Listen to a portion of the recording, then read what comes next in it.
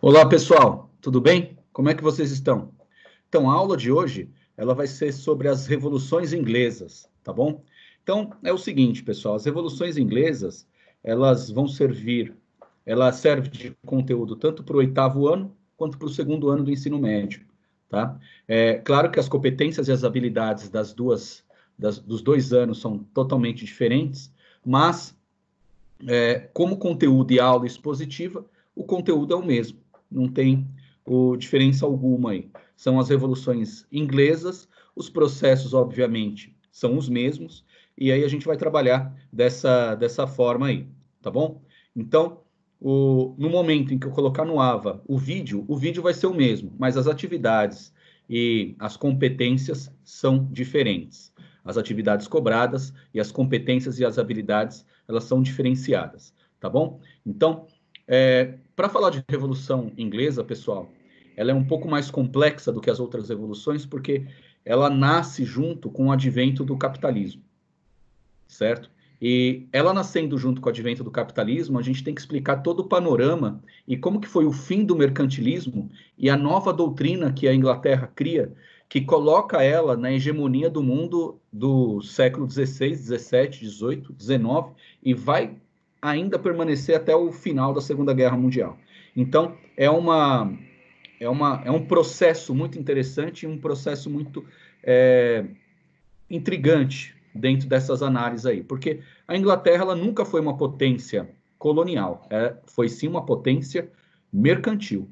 Ela nunca teve grandes colônias como a Espanha e Portugal, por exemplo. Mas o que a gente tem que entender? Qual é o trabalho que a Inglaterra faz? Qual é o trabalho que a Inglaterra faz para migrar deste poder lusitano e espanhol, esse poder migrar e essa hegemonia econômica migrar dos países ibéricos para a Inglaterra. Lembrando, pessoal, que o país ibérico é Portugal e Espanha. Então, compartilhando aqui a tela com vocês, com essa breve introdução. Colocar aqui para vocês darem uma olhada. E aí a gente começa com as revoluções inglesas e as pré-revoluções, tá bom? Então vamos lá. Então, no primeiro momento, abrindo aqui, ó, a primeira parte. Então, revoluções inglesas, pré-revoluções, processo de acumulação do capital inglês. E aí a gente tem que já entender o título. Antes da gente começar a trabalhar, a gente tem que entender o que é capital, tá bom? Capital, pessoal, ela é muito dito hoje em dia, né? E ele fica aí nesse debate entre esquerda e direita, mas fala-se muito de capital, mas pouco se conhece o que é capital, certo? Então, o capital, ele não é dinheiro, tá? O dinheiro que você recebe de mesada do pai, ou um dinheiro que você recebe da mãe, ou de algum responsável seu, ele pode ser capital, ele pode ser capitalizado ou não. Qual que é a diferença dos dois? O capital, pessoal, é dinheiro para investir.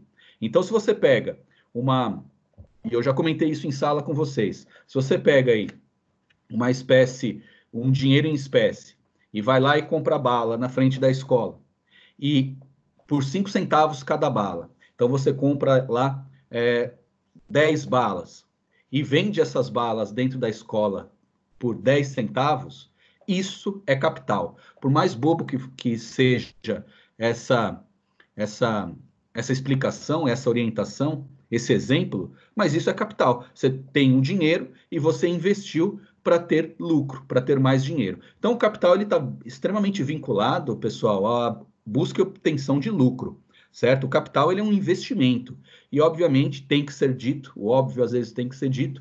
Canso de corrigir prova para alunos que estão com a cabeça nas nuvens aí, perguntando no dia da prova se capital é capital de Estado.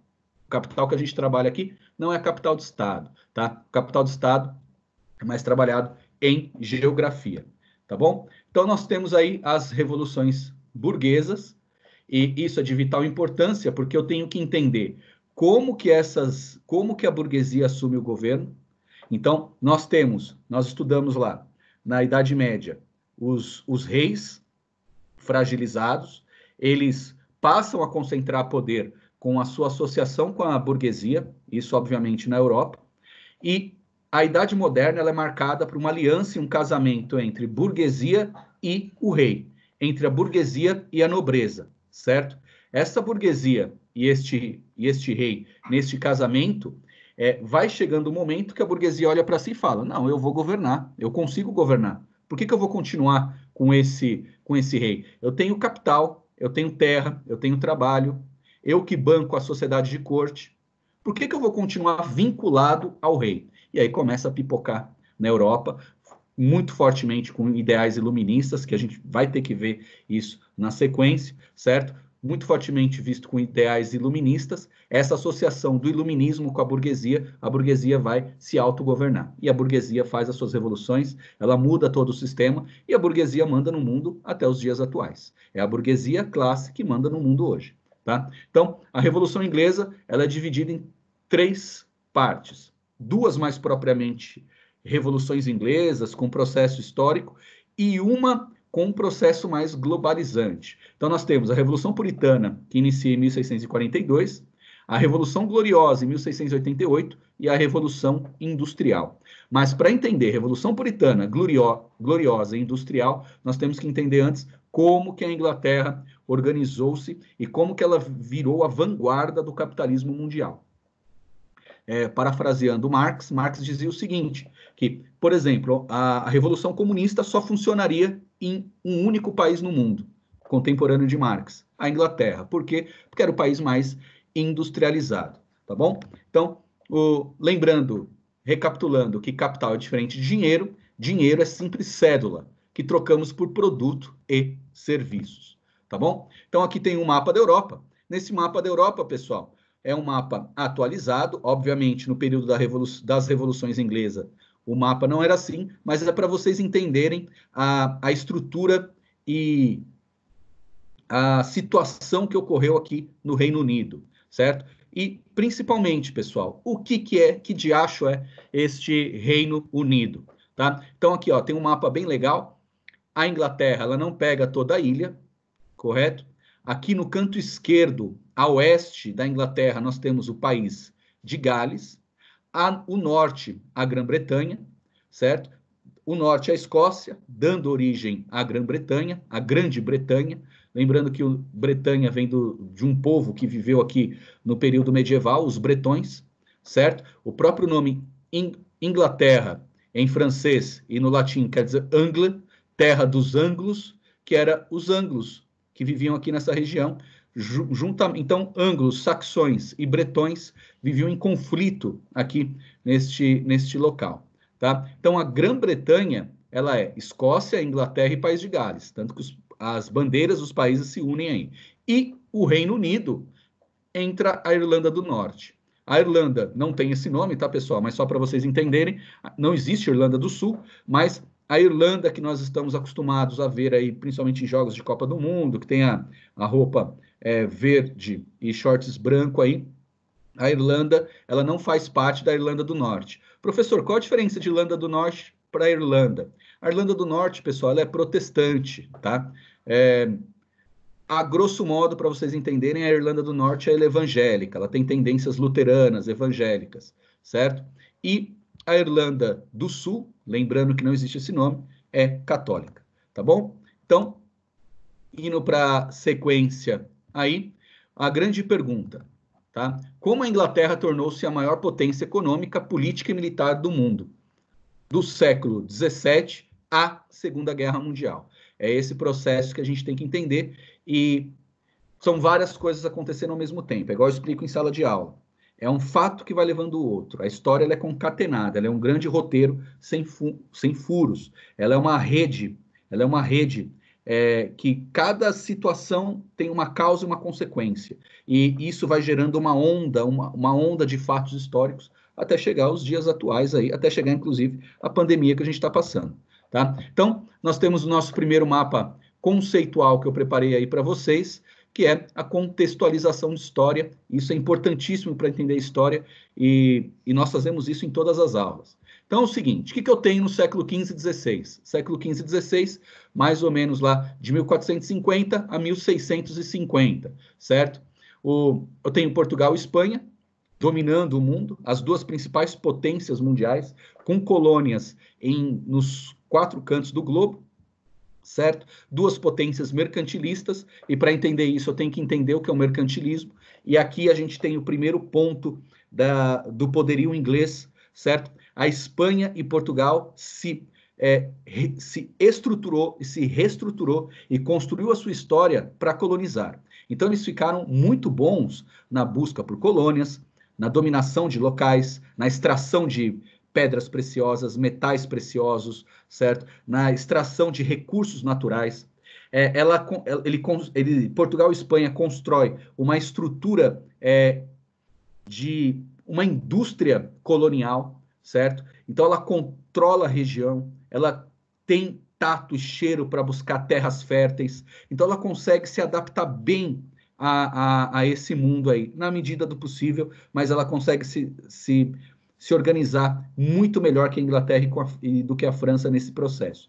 E isso vai lá, eu não vou retomar aqui, mas quando se estuda as grandes navegações, você consegue entender o porquê do pioneirismo espanhol, pioneirismo português, que vai desde da unificação mais inicial de Portugal e Espanha, uma burguesia crescente, uma burguesia forte, que financia esses grandes eventos, essas grandes navegações. Lembrando, eu sempre gosto de lembrar isso com os alunos, foi muito mais difícil o europeu chegar à América do que o homem à Lua, certo? É mais ou menos uns 110 anos aí para o europeu chegar à América, e dentre os processos aí que levaram o homem à Lua foram mais ou menos uns 12, 13, 15 anos de pesquisas e construções. Então o homem europeu demorou mais para vir à América, certo? Do que o homem americano, por exemplo, ou o homem globalizado do século XX, da década de 60, da Terra para a Lua. Tá? Então, para você ver o tamanho do empreendimento e da estrutura necessária para você chegar num outro território. Tá? Então, o mercantilismo ele busca enriquecer, ele usa do Estado absolutista e ele tende a ser protecionista, cada país tem que se proteger. E como que ele se protege? Ele tenta exportar mais e importar menos, ou seja, ele busca vender mais e comprar menos possível. Coisa que o capitalismo, o liberalismo econômico, lá na frente a gente vai ver isso, vai mudar completamente, tá bom? Então vamos lá. Então, busca metais preciosos e metalismo, e tem uma estrutura de escravidão com tráfico de escravos. Você tem um mercado aqui de escravos para a América, certo? E o que a Inglaterra faz diferente? O industrialismo. Então, quando esses dois países aqui se dedicaram e se organizaram tanto na indústria colonial, a Inglaterra ela vai fazer migrar todo esse ouro e prata para os cofres ingleses. E como? Com a Revolução Industrial, certo? Se você consegue entender isso, que o dinheiro de Portugal e Espanha, e o dinheiro que eu falo aqui é ouro e pedras preciosas, migra para a Inglaterra, porque eles passam a consumir os produtos ingleses e, de um certo modo, franceses também, você consegue entender como que Inglaterra e França, um pouco menor, mas como Inglaterra e França substitui Portugal e Espanha na hegemonia mundial aí, certo? Então, focando aqui, ó, só retomando, durante as grandes navegações, Portugal e Espanha dominam o século XV e XVI, tá? E aí, Portugal e Espanha especialista em colonizar, e a Inglaterra se especializa na industrialização, correto? Então vamos lá. Entendendo o processo, a grande pergunta: mas como que a Inglaterra conseguiu tornar-se uma grande potência econômica e militar? A Inglaterra passa então a acumular capital e fez migrar o ouro e prata de Portugal e Espanha para ela própria, a Inglaterra. Então nós temos aí o que nós chamamos de o processo de acumulação do capital inglês. Como que a Inglaterra juntou capital, e lembrando lá atrás que capital é diferente de dinheiro, como que a Inglaterra juntou capital para poder organizar esse empreendimento, tá? Não é nada pensado, a história ela ocorre muito mais por acaso do que concentrado, do que uma ação de vontade, mas foram ações de vários reis vários políticos ingleses, várias escolhas no momento correto, que colocou a Inglaterra na vanguarda, na liderança do capitalismo mundial, tá bom? Então, um primeiro ponto aqui, pessoal, criação de uma nova igreja cristã, o anglicanismo, certo? O ato de supremacia, 1534, eles criam uma nova igreja. A gente vai ver ponto por ponto, só vou citar agora. Então, é o seguinte, o segundo item, a derrota da invencível Armada Espanhola, 1588, aparece lá, comentado, surge lá um personagem, para quem jogou Uncharted 4, aparece lá o Francis Drake, certo? E o Henry Avery no jogo, principalmente no Uncharted 4, que mostra lá a figura do Francis Drake, que inclusive documentos no jogo tem documentos históricos reais que mostra aí uma relação que Francis Drake, que era um corsário, um pirata famoso, de uma relação amorosa com Elizabeth I, certo? O terceiro ponto, ato de navegação, um documento que coloca a Inglaterra controlando os 7 mares aí, tá? E como esse documento, pessoal, vai destruir a Holanda e acabar com o poderio holandês, que estava crescendo muito, inclusive a Holanda chega a dominar parte do Nordeste brasileiro, nas regiões de Olinda e Recife. O quarto item, pessoal, pirataria. Isso mesmo, o governo inglês, ele apoia a pirataria. Ele, focado nas figuras de Henry Avery, mais à frente, e Francis Drake aí, tá bom? Então, dentro dessa situação, nós temos esses itens aí para nós marcarmos, tá? Então, vamos lá, pessoal. O primeiro item que nós falaremos aqui, ó, é a criação da igreja anglicana. E o que foi essa criação da igreja anglicana, pessoal? Isso aqui é um momento bem interessante da história e um pouco até engraçado. Henrique VIII, ele era casado com uma princesa espanhola, certo? Do reino de Aragão, e ele queria desmanchar o casamento com ela. Só que é o seguinte, como que o Papa Clemente IV ia fazer um divórcio, que até hoje é proibido pela Igreja Católica, de uma princesa do reino mais rico do mundo, que era a Espanha? Impossível, impossível. Então, Henrique VIII adota uma medida bem interessante. Ele, comungado com o parlamento, ele cria sua própria igreja. Ele se torna papa da sua própria igreja, e se tornando papa da própria igreja, pessoal, ele passa a controlar, então, primeiro, o dízimo dessa igreja, ele toma os tesouros da Igreja Católica, e ele toma as terras da Igreja Católica e distribui para os outros nobres e para pessoas ligadas ao parlamento, tá? Então, ele concentra, ele se torna um rei absolutista, porque ele dá um cala-boca para o parlamento, doando terras para esse grupo, que eram de grande maioria burgueses, empreendedores, tá? E também alguns nobres.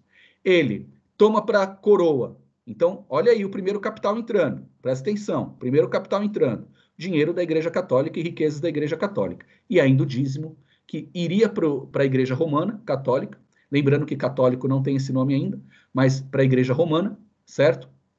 E ele acaba controlando todo esse capital, todo esse montante de dinheiro que vai ser usado para investimento. Quais os investimentos? Vai ser usado para melhorar a frota naval da Inglaterra, certo? Vai ser usado também para organizar e investir em fábricas, indústrias, em tecnologia dentro da Inglaterra, tá bom? Então, o segundo item, pessoal, a derrota da invencível Armada Espanhola. E aqui nós temos o nosso famoso Francis Drake, de 1588.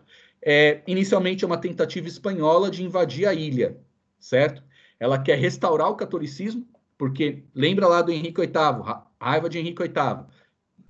Raiva 2 vezes de Henrique VIII. Primeiro, porque ele terminou com a princesa espanhola e humilhou a Espanha por causa disso. Segundo, porque ele tinha criado uma nova igreja, diferentemente do catolicismo. Tá? E também para acabar com a estrutura e a política do Francis Drake, que roubava os navios espanhóis, e esse tesouro dos navios espanhóis, que eram riquíssimos, ele trazia para a corte, para a coroa inglesa. Tá? Então, É um período de 1588 com a rainha Elizabeth e muito embora por causa do Francis Drake, ela vence a invencível armada espanhola. Então, se você já conseguiu derrotar os mais poderosos do mundo, é a mesma coisa hoje de você derrotar os Estados Unidos. Você pôr uma vitória militar acachapante nos Estados Unidos, você domina todas as rotas comerciais, você domina todas as relações comerciais, certo? As relações industriais. Um país hoje, para derrotar os Estados Unidos, ele tem que estar com um nível tecnológico e militar superior ao dos Estados Unidos. E quando a Inglaterra derrota a Espanha, configura um novo líder mundial aí, tá bom? Mais capital, obviamente, por mais controle comercial. Terceiro, o ato de navegação. Isso aqui é de vital importância. Tem um documento na íntegra no material do SESI. Dando uma olhada aqui, ó, na página 14 do material do SESI, tem esse texto. Nós lemos esse texto em sala de aula, certo? Então, após a vitória da vencível Armada Espanhola, a Inglaterra tem tanto poder agora que obriga todos os países a assinarem um acordo, que é o Ato de Navegação de 1600, certo? Então, a Inglaterra passa a controlar qualquer produto de qualquer país, ao ser transportado por qualquer oceano, deve pagar imposto à coroa inglesa. Qualquer produto que sair de qualquer porto no mundo deve pagar impostos à coroa inglesa. Imagina o tanto que a Inglaterra foi capitalizando nesse processo, certo? A Revolução Industrial foi acontecer lá em 1700, porque é um processo, certo? Não tem uma data definida, mas 100 anos acumulando dinheiro só desse ato de navegação aí. Então, isso credencia a Inglaterra se tornar uma potência mundial até o final da Segunda Guerra Mundial. O quarto item, pessoal, a pirataria. Então, a Inglaterra, olha que sacanagem da Inglaterra. A Inglaterra, ela autoriza, ela cria os piratas, chamado de corsários. O que são os corsários? São os piratas de um governo, é um contrato. Francis Drake, por exemplo. O Francis Drake, ele é um corsário, mais precisamente, chamado pelos portugueses e espanhóis de pirata, mas ele é um corsário. Agora, o Henry Avery, que aparece lá no jogo também do Uncharted, esse sim foi um pirata, ele roubava todo mundo.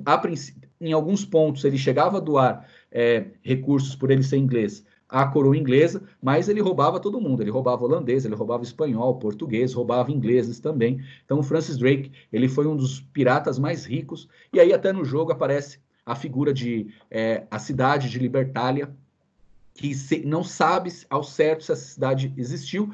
Ela teria existido lá em Madagascar, em que eles construíram uma cidade dos piratas, certo? Era um ponto de refúgio com mansões espetaculares, tá?